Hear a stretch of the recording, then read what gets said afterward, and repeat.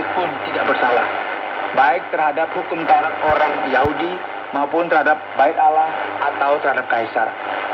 Tetapi Festus yang hendak mengambil hati orang Yahudi menjawab Paulus, katanya, apakah engkau bersedia pergi ke Yerusalem supaya engkau dihakimi di sana di hadapanku tentang perkara ini? Tetapi kata Paulus, aku tidak bersalah dan aku tidak layak mendapatkan hukuman mati. Aku tidak rela mati karena tuduhan atasku ini tidak benar, dan tidak ada seorang pun yang berhak untuk menyerahkan aku ke tangan mereka. Jadi aku mau naik banding kepada kaisar. Dan pada saat ini juga Festus menjawab, engkau telah naik banding kepada kaisar, jadi engkau harus pergi menghadap kaisar. Saudara, penting sekali kita garis bawahi apa yang Paulus katakan. Penghakiman ini tidak akan berakhir di sini. Aku tidak akan kembali ke Yerusalem karena aku adalah warga negara Rom. Jadi aku akan pergi ke Roma untuk naik banding kepada kaisar. Jadi berdasarnya Paulus berkata, pindahkan saja pengadilan ini ke Roma. Dan karena tidak ada perkataan yang bisa dibuktikan, tidak ada pendakwanya yang dihadirkan, keadaannya menjadi semakin rumit. Penghakiman ini tidaklah adil. Inilah yang terjadi. Kemudian ada wali negeri lain yang berada di bawah pemerintah Romawi. Seorang Herodes yang lain, yaitu Raja Agripa, keturunan dari Herodes orang Edom, yang memutuskan untuk mengunjungi Festus. Ia merupakan wali negeri dari daerah yang ada di sana. Dia datang bersama istrinya Bernike, dan ketika mereka sedang berbicara di antara teman-teman mereka, Festus akhirnya menceritakan kepada Raja Agripa mengenai keadaan Paulus, dan ia menjadi tertarik akan hal ini dan ingin tahu tentang apa yang terjadi. Dia berkata, ada Paulus di sini. Ia berbicara mengenai Yesus yang telah mati itu. Namun ia berkata bahwa ia masih hidup. Hal ini mengakibatkan orang Yahudi marah besar kepadanya, dan segala keadaan ini sekarang semakin rumit. Jadi inilah yang aku mau untuk kamu ketahui. Kemudian kata Agripa kepada Festus, aku ingin mendengar orang itu sendiri. Oleh karena itu mereka mempersiapkan semuanya untuk mendengarkan Paulus. Dan sekali lagi Festus berkata, orang ini tidak melakukan kesalahan yang harus dijatuhi hukum mati. Aku bisa saja membebaskan dia jika saja ia tidak mengajukan banding untuk berbicara kepada kaisar di Roma. Kemudian datanglah Agripa dan Bernike dengan segala kebesarannya. Di dalam saat yang istimewa ini, Paulus memiliki kesempatan yang luar biasa untuk memberitakan Injil kepada para pejabat tinggi yang hadir saat itu. Paulus senang dan dia berkata, ya Raja Agripa, aku merasa berbahagia karena pada hari ini aku diperkenankan untuk memberi pertanggungjawab di hadapanmu terhadap segala tuduhan yang diajukan orang-orang Yahudi terhadap diriku. Terutama karena engkau tahu benar-benar adat istiadat dan persoalan orang Yahudi. Perhatikan ayat 6 dari pasal 26. Dan sekarang aku harus menghadap pengadilan oleh sebab aku mengharapkan kegenapan janji yang diberikan Allah kepada nenek moyang kita dan yang dinantikan oleh ke-12 suku kita. Sementara mereka siang malam melakukan ibadahnya dengan tekun. Dan karena pengharapan itulah ia Raja Agripa, aku dituduh orang-orang Yahudi. Mengapa kamu menganggap mustahil bahwa Allah membangkitkan orang mati? Kemudian Paulus akan memberitahu mereka tentang bagaimana ia bertobat dalam perjalanannya ke Damsyik. Ia memberitahu mereka bagaimana ia menganiaya orang Kristen dan bagaimana Yesus sendiri yang menunjukkan dia dalam perjalanan ke ibu kota Syria. Dan akhirnya ia beroleh pengenalan akan Tuhan, Allah yang esa, Sang Juru Selamat, Mesias bagi bangsa Israel. Dan dari titik ini, ia mulai memberitakan kebenaran Injil. Ia meneruskan perkataannya dan menceritakan Injil kepada mereka, bersaksi. Dan dari ayat 22 dan seterusnya, Paulus berkata, tapi oleh pertolongan Allah, aku dapat hidup sampai sekarang dan memberi kesaksian kepada orang-orang kecil dan orang-orang besar. Dan apa yang kuberikan itu tidak lain daripada yang sebelumnya telah diberitahukan oleh para nabi dan juga oleh Musa, yaitu bahwa Mesias harus menderita sengsara dan bahwa ia adalah yang pertama yang akan bangkit dari antara orang mati, dan bahwa ia akan memberitakan terang kepada bangsa ini dan kepada bangsa-bangsa lain.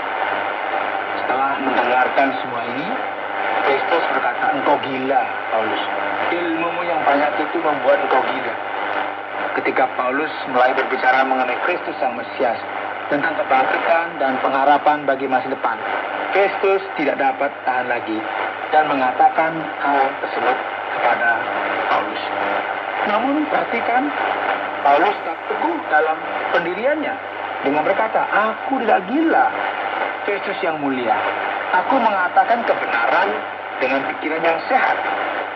Paulus telah memberikan kesaksiannya di hadapan kita, dan Festus tidak bisa tahan dan tidak dapat diam ketika mendengar semua ini. Raja, yaitu Agripa, juga tahu tentang segala perkara ini. Sebab itu aku berani berbicara terus terang kepadanya. Aku yakin bahwa tidak ada sesuatu pun dari semuanya ini yang belum didengarnya, karena perkara ini tidak terjadi di tempat yang terpencil. Percayakah engkau, Raja Agripa, kata-kata Nabi? Aku tahu bahwa engkau percaya pada mereka. Kemudian jawab Agripa, "Hampir-hampir saja kau yakinkan aku menjadi orang Kristen." Kata Paulus, "Aku mau berdoa kepada Allah supaya segera atau lama-kelamaan bukan hanya engkau saja, tetapi semua orang lain yang hadir di sini dan yang mendengarkan perkataanku menjadi sama seperti aku, yang menjadi tahu dan mengenal Kristus, kecuali belenggu-belenggu ini." Lalu bangkitlah raja dan wali negeri serta Bernike dan semua orang yang duduk bersama-sama mereka. Sementara mereka keluar, mereka berkata seorang kepada yang lain, "Orang itu tidak melakukan sesuatu yang setimpal dengan hukum mati atau hukum penjara." Kata Agripa kepada Festus, "Orang itu sebenarnya sudah dapat dibebaskan sekiranya ia tidak naik banding kepada Kaisar." Pendengar yang dikasih lagi, Paulus merupakan target pembunuhan. Namun Allah tidak mengizinkan hal ini terjadi. Seharusnya di tangan pemangku kekuasaanlah masalah dibereskan. Namun baik Festus maupun Raja Agripa tidak mampu menyelesaikan masalah ini. Dan kita tahu bahwa di dunia ini, inilah yang terjadi. Tanpa ada arahan, keadilan tidak ada. Anda sedang mendengarkan Jalan Aman dalam rangkaian Kitab Kisah Para Rasul, pasal yang ke-24, 25, dan 26 yang telah dijelaskan oleh Pak Yohanes dengan topik keadilan yang tidak adil. Sekarang saatnya untuk kita bisa menggali lebih dalam lagi firman Tuhan dalam Kisah Para Rasul pasal yang ke-24, 25, dan 26. Mari kita tanyakan kepada Pak Yohanes. Pak Yohanes, jika kita melihat keseluruhan dari episode ini, sepertinya Paulus seorang diri di sini. Di mana orang-orang yang menemaninya? Di mana Dr. Lukas? Apakah mereka senantiasa bersama-sama dengan Paulus di sepanjang waktu ini?